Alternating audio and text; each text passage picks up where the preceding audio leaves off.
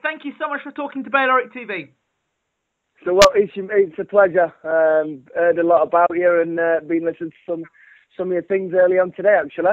Thank you so much, Ryan. I appreciate that. I've been a fan of you for many years in what you've been doing from the days of the Spice Boy, and when now he's doing his stuff. So it's a real pleasure to talk to somebody that you've watched, kind of growing up watching boxing, and then now you're getting to talk to that person. It's great. Oh, thank you. Appreciate that. Just watching your fight with Jamie Moore, I've got to talk about that fight because a lot of people were saying, "Oh, Jamie Moore win the fight and stuff," and the fight was back and forth. But I mean, the ending was amazing, and again, another big fight that you were involved in, one of many, and lots to talk to you about.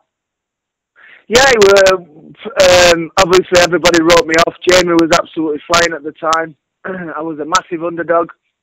People thought Jamie was just going to walk through me and probably stop me.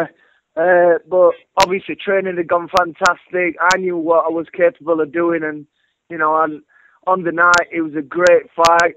Jamie got a great start to the fight, as he always does. He's a fast starter, he's a pressure fighter, and as soon as Jamie started slowing down, that's when I started picking my pace up and getting my punches in and hitting Jamie with some power shots, and it was a great fight. We became mates after the fight. We were mates before, but we became even better mates after the fight. So it was a really good fight. A lot of people, especially those armchair fans that watch boxing, they don't understand the chemistry of when two guys get in the ring and they slug it out toe to toe, punch for punch, and afterwards they build a respect for one another, which is something which is sort of hard for somebody from an armchair to understand. Unless you've been in there trading punches and trading blows, there's a different sort of respect that you gain for somebody after that. Definitely. I think the thing is with fighters, anyway, majority of the fighters should. They automatically have the respect for any kind of fighters anyway when they get in that ring. Obviously, when that bell goes, the respect is out there. Respect goes out the window, and you want to win. You want to win, and you want to do whatever you can to get that win. As soon as that final bell rings or the referee finishes the fight, that respect is back there, and so it should be. You've just fought each other for however long you've fought each other for. You've done the best. You've raised your game. You've done absolutely everything you can to win the fight. And like I said, when that bell rings, the respect is there. You hug each other. The respect from the crowd is there, and respect from everybody. Yeah, I mean, usually when I do my interviews, which you've heard me do on a number of occasions, I normally ask the fighter what's his name, where what his background is, and all the rest of it. So what I'm going to do now is going to go in reverse and now ask you, Ryan Rhodes, tell us a bit more about your professional career, what weight you fought at, and your professional record. Right, my professional career was, I turned professional at 18 years old. I was professional just 2 years, and I fought for the British title, Paul Silky Jones, who was another gym friend of mine. I was brought up with Paul. Paul was former WBO world champion. He got stripped of the title, and then we fought for the vacant British title. I beat Silky in 7 rounds. Then I went on to win international titles, box for world titles. Never won a world title. I was fortunate enough to fight for 4 world titles, but I was unfortunate enough not to win a world title. But I fought won a European title against Jamie Moore. It was nominated the Fight of the Year by everybody who I can think of, all the newspapers, all the boxing forums, and mainly the British Boxing Board named it the Fight of the Year as well. I had 52 professional fights. I had 6 losses. And like I said, if I go back to what I wanted to do, growing up as a kid, I way excelled my expectations of what I achieved, and I was happy. I was good that I didn't win a world title, but I was more than happy about my career. See, going back to the fact you didn't win a world title, it kind of baffles me because the guy you beat, Silky Jones, went on and won a world title. And he won the world title the fight before we fought, so he was world champion. Right. Then, for whatever reasons, he got stripped of the world title. Then we fought for the British title. So really, I mean, obviously Paul weren't world champion, but I just beat a world champion. There you He go. never got beat. So you had a bit of a bad luck there, then, wouldn't you say, Ryan? Yeah, maybe. I mean, if you look at it like that, then obviously, yeah. But I did fight for them world titles. I was unlucky in a couple of them world title fights. I boxed Otis Grant when I was 21 years old. He was a very, very experienced Canadian who boxed for titles before. He was a big middleweight. It was my first fight up at middleweight. I fought for the world title. I got beat on points, lost by two points, I think it was. So yeah, I mean, when you look at it like that, I probably have been a little bit unlucky, but like I say, I think I've been lucky as well. I want to go back to that point because I know that one of the things that we started talking about over Twitter was obviously my examination of Kell Brook, who is, very close to you, say a stablemate, part of the Sheffield crew. And I wouldn't say that my criticism has been damning of Kell Brook. It's been more out of frustration, which I tried to explain to you. And, yeah, I understand that. I understand. And it's frustrating because, on one side, everyone's saying he's world class. But, as well as you know, Ryan, in the UK, we love to hype fighters up and say they're world class. But the frustrating thing is, Kell hasn't fought anybody within the real top 10 yet. And when we go and look at your career, for example, Ryan, you fought, I think, in your 14th, 15th fight, you fought for a world title. So at least we had an idea. We had a gauge say, okay, this is where Ryan Rhodes is. And we could say, well, his 15th fight, well, you know what? He was inexperienced. Or you could say, you know what? Well, he fought a light middleweight. He went up to middleweight and he challenged one of the best guys out there at the time. So really, you've got a gauge. But with Kell, we don't have really much of a gauge. Because I think the thing with Kell, I think to be fair, I think you have got a point with regarding Kell. Yeah. I think Kell's had a lot of bad luck over the last year, 18 months. Yep. What you've got to understand is Kell had 2 injuries. Devon Alexander had an injury, so the fight got postponed 3 times due to injury. Yeah. So I think I totally understand where you're coming from. It's more of a frustration thing with Kell. We want to see him. We've got the feeling he can do it. I know he can do it. But people like yourself have got the feeling he can do it. You just want to see it on the TV. You want to see it live. Yeah, I totally understand that. I think you've got to look back at his last opponent, the guy who beat Ricky and Shevchenko. He was a former world champion. He'd only got beat once by Paulie Malignaggi. I think it was on a cut. So you've got to look how... The thing is with Kell, he's not been a very active fighter, but when he has been active, an active fighter, it's the way he gets rid of his opponents. He fights good domestic fighters, European fighters, and he gets rid of them with ease. Now, Shevchenko was a former world champion, WBA world champion, and look how Kell got rid of him. It was no one's ever, got rid of him like that. Ricky Hatton, obviously we know Ricky Hatton, was 2 or 3 years, 2 years retired or 3 years, whatever it were. But look how Kell got rid of him. And I know it's a frustration things with a lot of things about Kell, but believe me, when he gets his chance, you and everybody else will see a completely different and better fighter. See, my concern is when I look at fighters, I look at, yes, he did finish with Shevchenko. My concern was the way he got rocked by Shevchenko before he finished him off. Now, if you look where he got caught with that shot, any fighter, any professional fighter, you get caught on the top of the head, and it scrambles your senses for that split second. And if you look at that fight, Kell's senses were scrambled for no more than 2 or 3 seconds. Agreed. All of a sudden, his senses come back.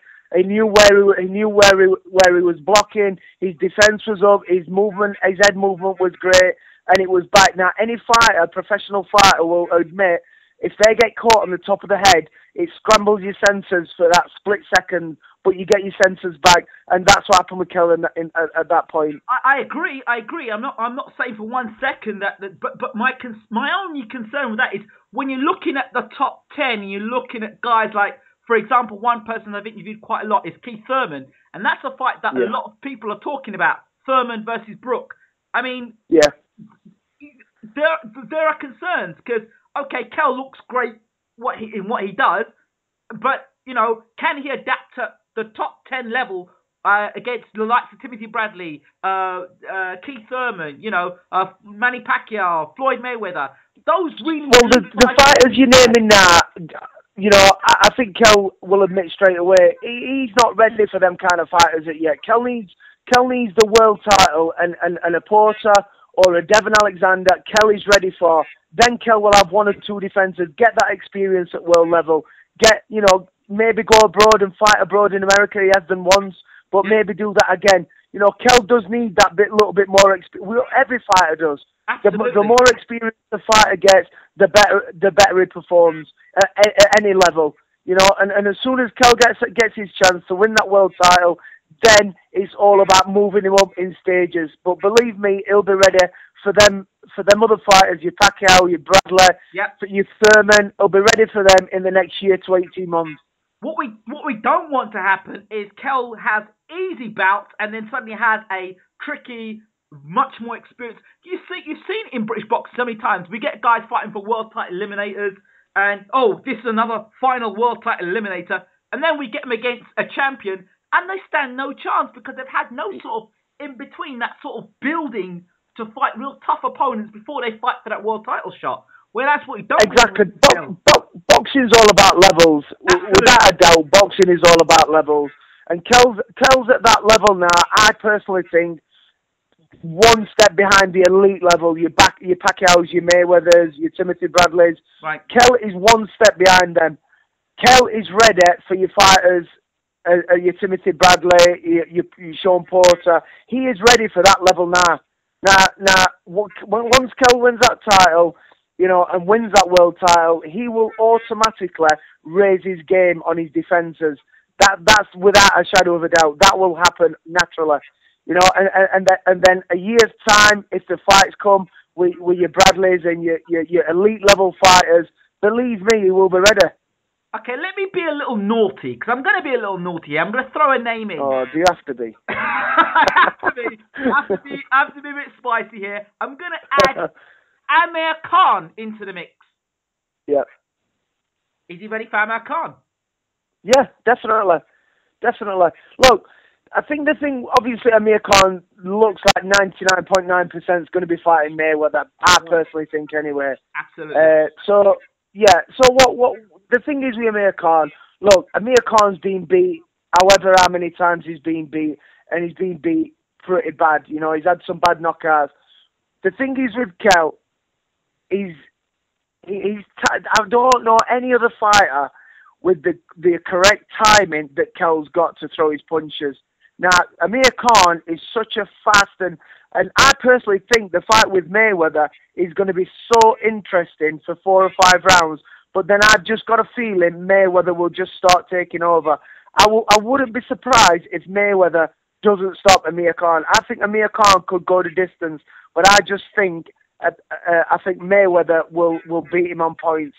So, the fight with Kell, if that happens with Amir Khan, Kell wins the world title, that fight with Amir Khan and Kell at the end of the year or early next year would be absolutely fantastic. But I do truly believe that Kell is ready for Amir Khan now. Okay, all right. Now, you are or you have been a stablemate of Kell Brook, correct? Yeah. Okay. And there was a debate on, I believe, ringside where Amir Khan and Kell were talking. Yes. And Khan turned round to Kell and said, I used to school you as an amateur. Amateur, yeah. Now, you moved or have moved around with Kell Brook, correct? Yeah. Yes, that's true. What can you tell us about those sparring sessions? I've always been under the impression that Kell schooled Amir Khan in the amateurs. That's the impression I've got. I never spoke to Amir Khan personally about this. It's never been brought up in a conversation when I've been in Amir Khan's company. But obviously, when they came together, they both said they'd done the exact same thing to each other. Now, I wasn't there. I don't know. The England training team, them who was there, they will know. So, I was under the impression from talking to Kell that Kell schooled Amir Khan. Listen, that's under the impression I've been. But as soon as he turned around and listen, it's easy for I schooled you, no, I schooled you. It's easy for both of them to say it. The truth is the truth who was there on the training camps. That there are the people what know, and they're the people what you should be speaking to about that. But Ryan, what fascinates me is because I know that the Winkelbeck gym is very close knit. They're all close knit. So I find it fascinating how Kell would have come back to you and said to you, you know what, boy, I just schooled that Khan last week. I schooled him up. Or I did this to him. I did that. I bust him up in training. He would have said something to you, and he would have said, yeah. Or he would have said, well, to be fair, I mean, Kell, this must have happened when Kell was, Amir Khan was still an international amateur. Kell was a couple of years younger than Amir Khan. I think is he 2 years younger than Amir Khan or something like that, a year younger. So when Kell was down there, Kell must have been 16, 17. That's like 10 years ago now. So whether it got mentioned then, I must have, forgot about it. But, probably at that time, no one knew Amir Khan was going to do what Amir Khan has done. So maybe we none of us took any listening to it or any, whether we was bothered about it at that time. But obviously, 10 years later, Amir Khan's a big superstar. Kell's on his way up being a superstar. I personally wish I would have listened to it if it got said back then. All right. Well, I thought I'd ask because, I've got to ask the question. So, Yeah. Okay. There's one other fight that fascinated me about you that never happened. Okay. Anthony Small. Yep. What happened? Because the press conference was amazing. And I was like... Press conference were wicked. Yeah. I was glad to be a part of it. I couldn't even get a word in. I'm sure, like I said at the press conference, I'm sure he was drinking Red Bull. He would not shut up. He would not shut up. But, pardon? He was flying. He was actually flying. Flipping heck. Unbelievable. Listen, the fight didn't happen because I was injured. I got a chest infection. And then when the fight got rearranged, I think they'd already set another fight up for Anthony Small or whatever. Back then, listen, that fight would have been absolutely fantastic. It didn't happen. Many fights don't happen.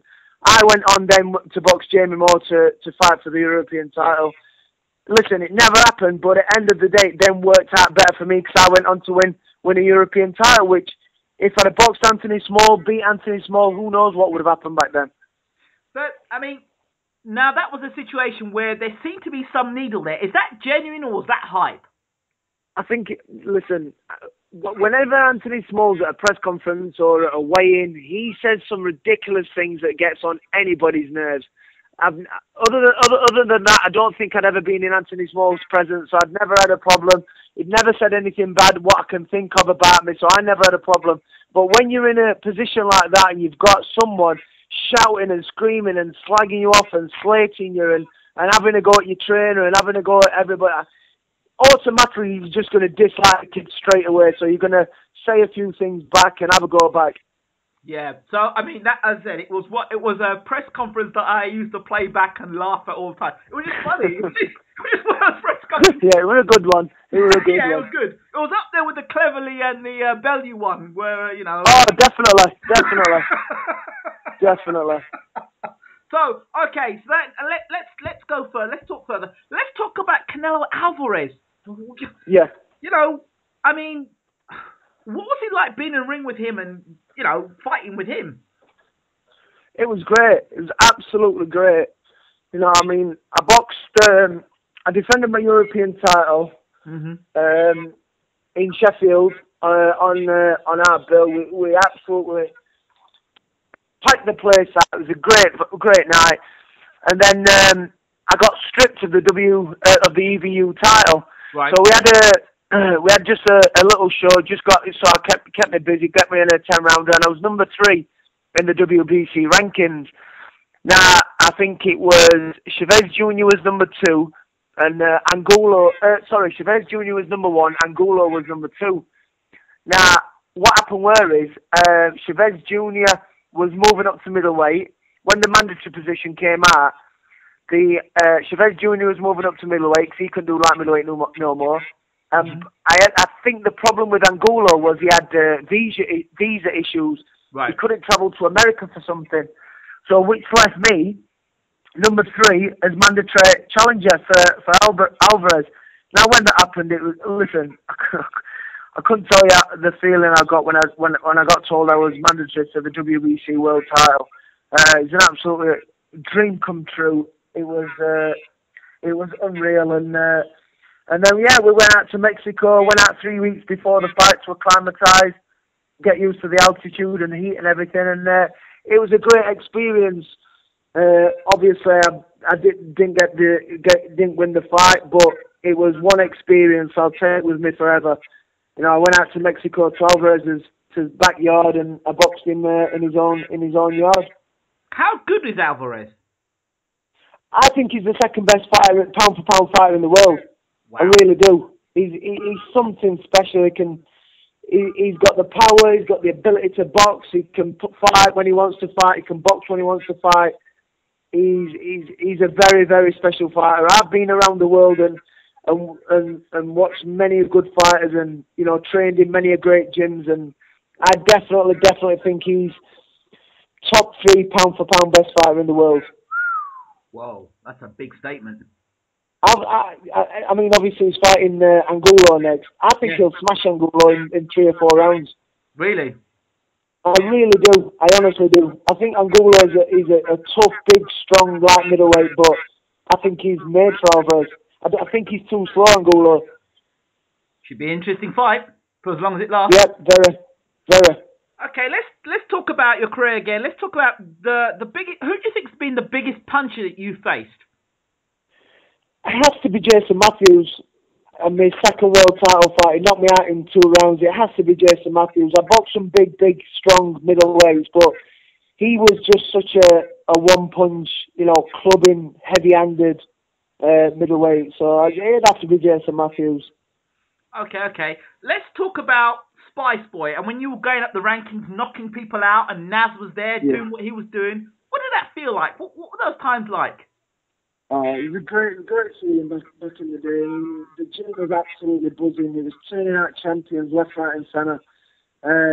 Like I say, it was an absolute buzz. The gym was amazing. I think at one time we had something like 8 champions in the gym. Mm-hmm. You know, from area champions, central area champions, all the way up to world champions. And I'm sure at one point we had 7 or 8 champions. So, you know, the phrase when they say, you know, success breeds success, it's 100% real. Brendan Ingle has been a trainer that I feel hasn't had as much credit as he deserves, because he's created so many world champions in the UK. It's unreal. And it's amazing. It's amazing. You're right. He probably doesn't get the credit he deserves. You know, he's turned out British, European. I think he wanted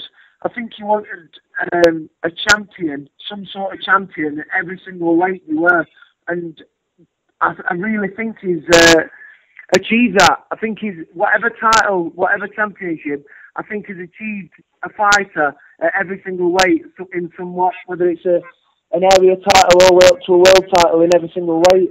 Absolutely, and a Hall of Famer as well, I would say. Oh, without a doubt, he's definitely should be inhaled in the Hall of Fame group, without a doubt. I want to touch on Naz and his departure from the gym. How did that affect the gym and your relationship with Naz? It was sad, really. I mean, we'd all been together forever, and then all of a sudden, one of the main characters and one of our good friends had split. You know, it was sad. It was sad. It was something what it took quite a long time for it to work out and for it not to feel as strange. I still kept in touch with Naz, but it wasn't the same. Obviously, being training in the same gym every day and being together every day. Cause we were best mates. We did absolutely everything together. We went to shows together. We fought on quite a few of the same cards and everything. And next minute, obviously, like I say, he's one of the main guys gone. In terms of your technique and sparring and training, is it true that you only did body sparring and were banned from head sparring? We did, but the majority of our sparring, yes, was body sparring. We probably sparred, I'd say 6 weeks before a fight, head sparring, and probably twice a week. That was it, 2 or 3 times a week. No more at all. No more at all than that. But the rest of the time, everything was body sparring. What were the reasons behind that? I think the reason behind that is because why we had such a long career. I mean, look how long Johnny's career were, Nelson. Look how long my career were, Naz's career. You know, I walked into that gym at 6 years old. I retired last year. I was 36 last year, so 30 years I've been in the gym training. You know, and I think that is down to a lot of not taking punishment in the gym. Not taking punishment, having the style to not be, you know, not be in wars when we're fighting and not to be hit. So I think that's obviously, as I say again, down to the success and the style and everything of Brendan.